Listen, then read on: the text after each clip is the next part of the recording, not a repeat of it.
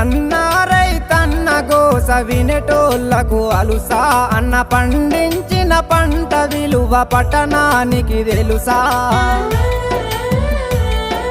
తన వ్యవసాయము మానుకుంటే లోకానికి నడుసాయి, దేశానికి రైతన్నే వెన్నెముకని తెలుసా.